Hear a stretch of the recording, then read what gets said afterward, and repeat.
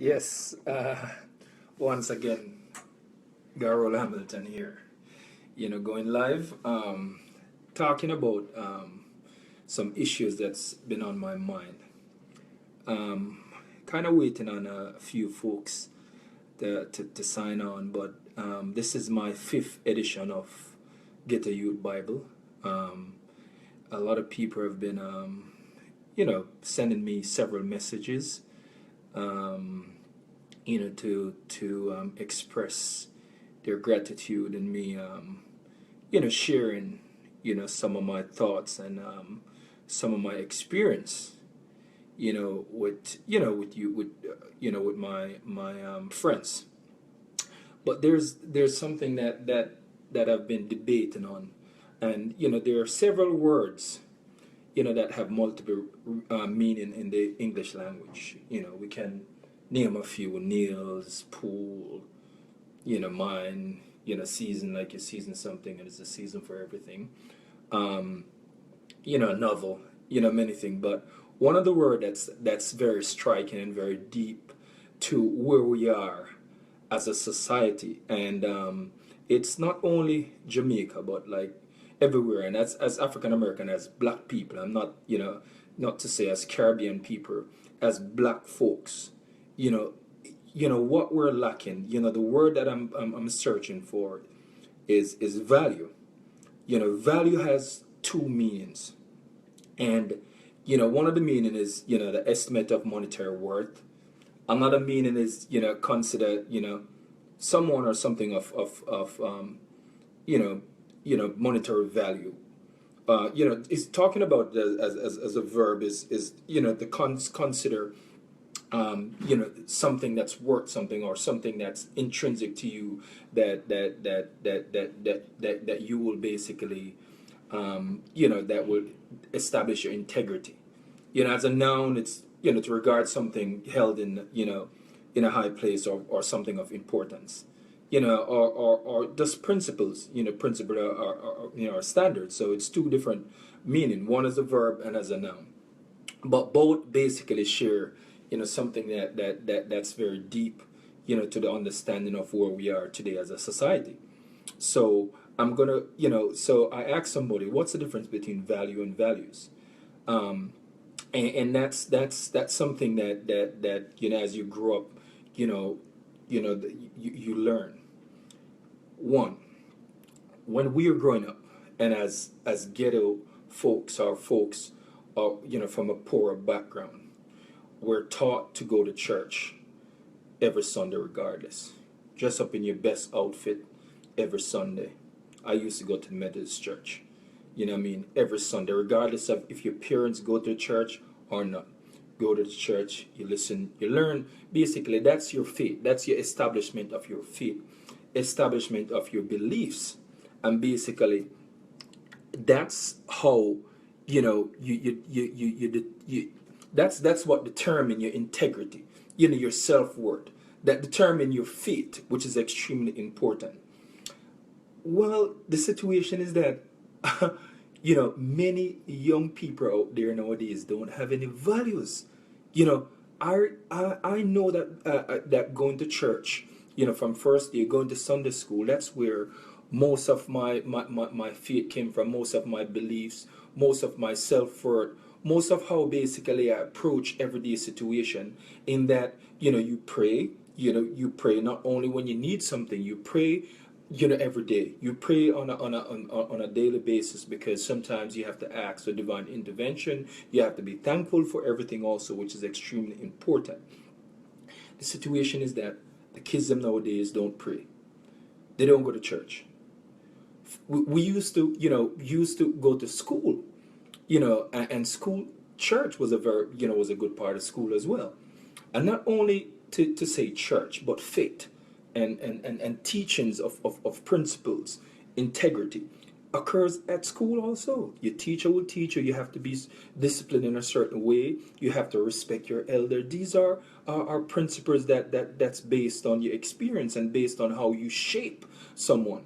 And that's extremely important. So if you're shaped at home, so that to go to church on a Sunday, in the week to go to school where you're further shaped and taught good values, then, you know, overall, you know, you're going into a situation in which your life will shape, you know, will be shaped in that way. So, you know, what we're lacking, you know, we're asking, why is there so much gun violence?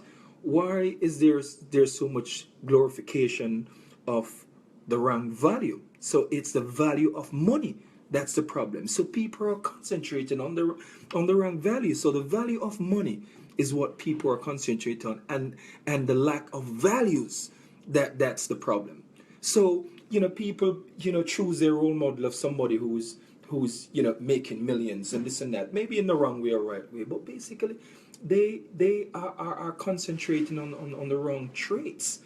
In order to get value, you have to have values, and your values are your integrity, are your faith. You know, what is the most valuable thing, you know, that a young man can have? The most valuable thing is the ability to learn.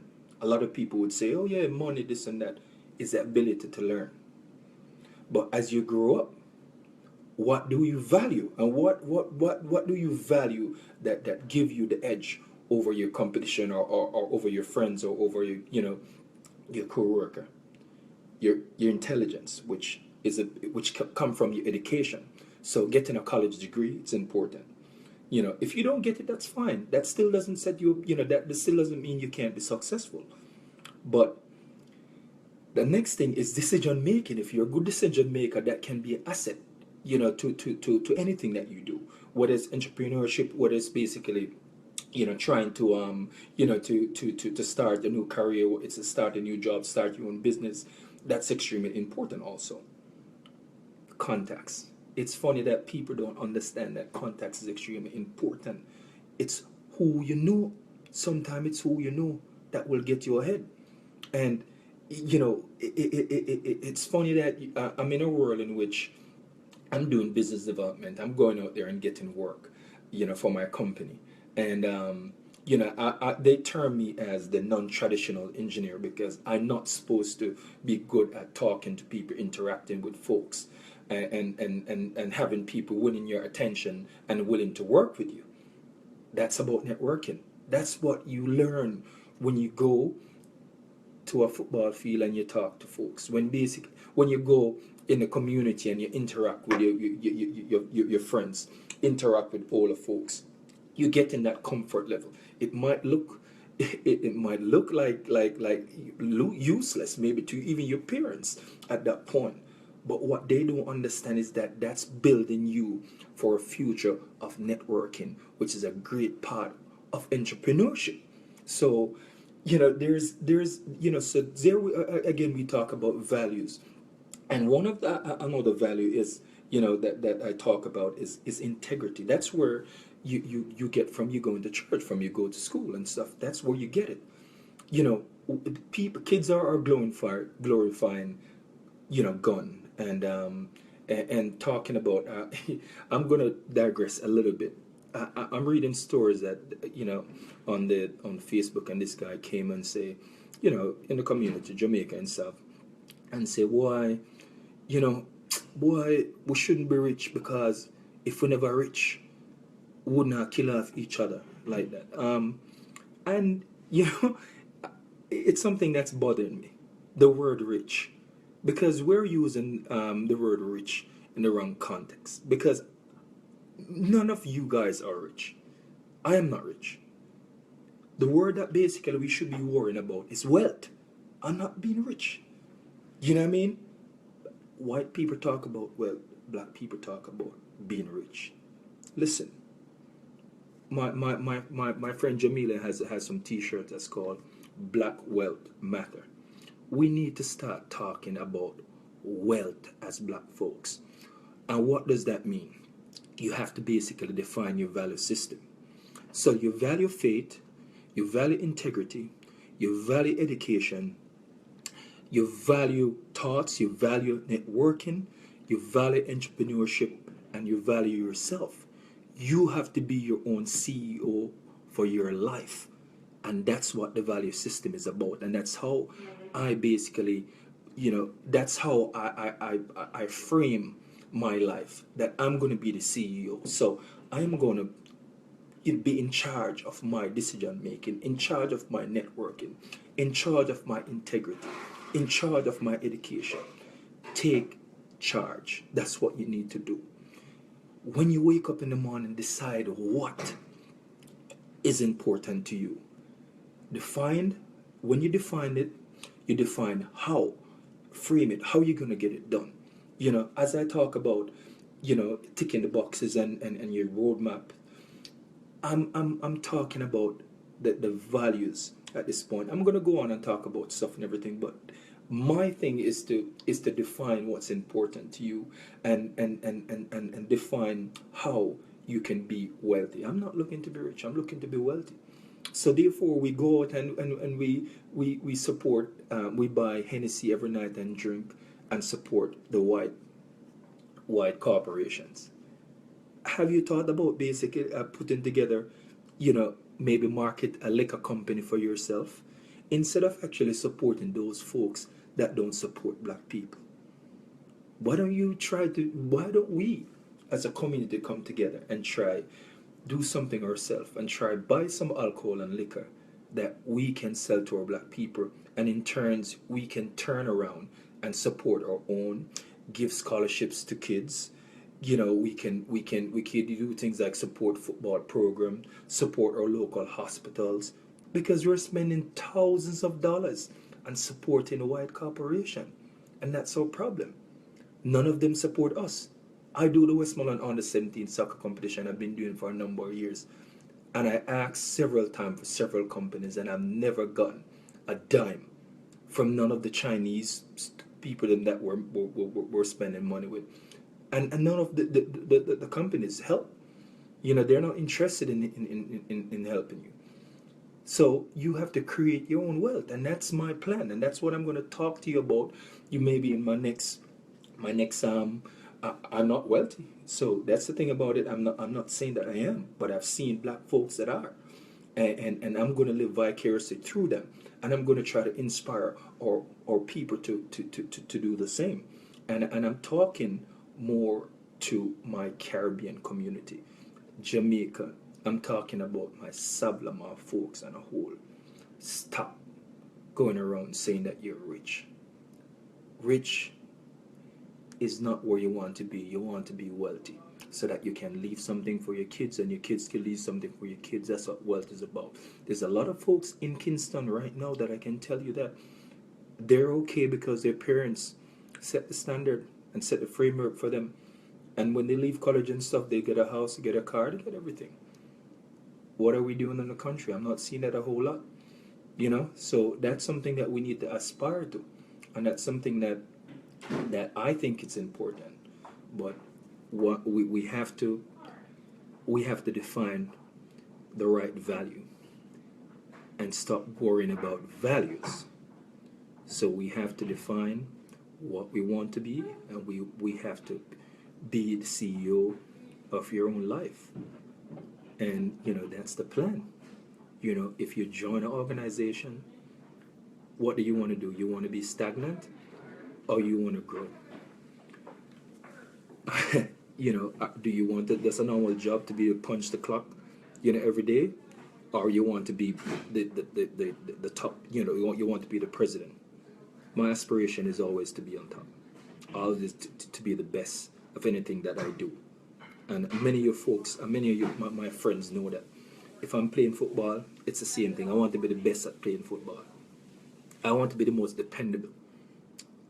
I'm going to be the one that put out 150% each time, and everybody knows that. If I'm playing table tennis, Bass and Bryant can tell you, Jimmy Johnson and William can tell you, I wanted to be the best table tennis player ever. That's always my goal. When I play chess, it's the same thing. So that's how you approach anything that you do in life. You don't want to be mediocre. There's the next thing about that that I want to talk about also, and I'm not going to be very long, because I want this to be relevant. I don't want to extend it so people don't get a chance to view it. We as parents growing up also must learn not to overparent. Overparenting is a problem, and that's part of the values also. If you spoon feed a child, especially us that grew up in the community or grew up in the ghetto community, that's not going to bring them anywhere. That's not going to give them the ability to fight, ability to make decisions on their own, ability to think also. Don't overparent parent your child. Allow your child to make mistakes. That's what happened to me. Allow my I remember growing up on my mom. When I started studying initially, I used to see my mom pushing my brother and stuff and everything. When it reached the point that I have to start studying and work hard, it was easy for me because I saw the push. I saw the push. I didn't want to get any beating because beating was prevalent back then. And you get some licks if you can't do your schoolwork. I never want no lick. I'm afraid of licks, so basically I'm not taking no licks of me. I make sure somebody do my schoolwork. So, that's the thing about it. So because of that fear, you work harder. But what it is that my parents didn't have to spoon feed me. They set the framework for me to study and give me what's required. When they give me that what's required to study, then it was easy. It was an autonomous process after because I was self-motivated. So my parents don't have to every night come up and say, you need to study for 1 hour. No, I did it myself. They didn't have to tell me to do that. So we as parents have to push our kids, but we have to also take a stand back and let them develop in what they want to be. And if they're not doing it, then you put it then you go in and try to change the situation and try to be some influence. But you cannot spoon feed your children. And that's the thing. They're babies all the way until their college level or even during college. You don't want to do that. You want to give them a chance to make mistakes so that it can frame their whole life, so that they could be rigid. They could know how to accept failures. They know to handle defeat. That's part of it. That's part of the process of growing up, and that's a part of the process of developing the techniques that's required to survive in today's world. So I'm going to end my conversation today, but I want to just drive home a few points. So we talk about values, self-worth, not monetary. Self-worth is extremely important, and we need to value faith, we need to value integrity, we need to value education, we need to value ourselves, and that's important. Stop valuing guns, stop glorifying rich lifestyle. We want to be wealthy as black people and want to support our own. So if you can go out there and support black business, try to do that. Create your own business and try to support your black business if you can. The next thing I want to talk about is overparenting. I want to close with, stop overparenting your child. Allow your child to make mistakes. Allow them to fall. Allow them to dust off their own bruises. It's important.